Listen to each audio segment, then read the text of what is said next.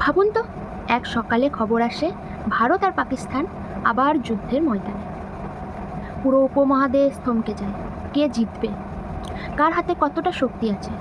সেই প্রশ্নের উত্তর আজ আমরা খুঁজব। প্রথমেই চলুন দেখি সেনাবাহিনীর শক্তি।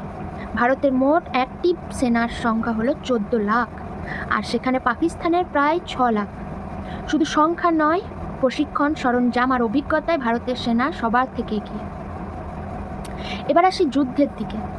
ভারতের প্রায় 4700টা ট্যাঙ্ক, আর পাকিস্তানের সেখানে মাত্র 2700টি ট্যাঙ্ক।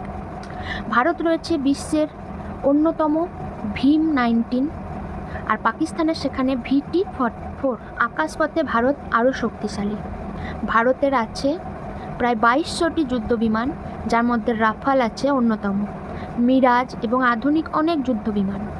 অন্যদিকে পাকিস্তানে আছে প্রায় 1300টি যুদ্ধবিমান, তার মধ্যে F-16, JF-17 ও অন্যান্যও আছে।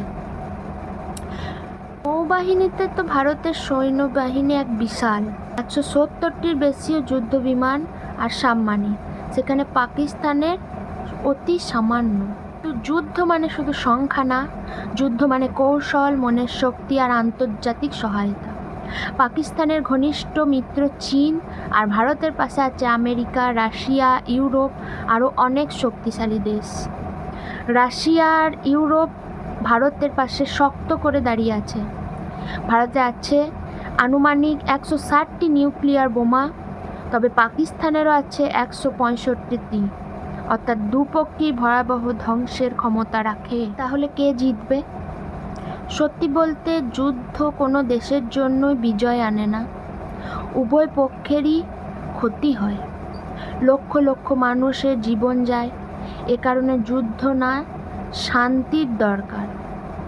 তাই আসুন আমরা যুদ্ধের গন্ধ না, শান্তির বার্তা ছড়িয়ে দিই।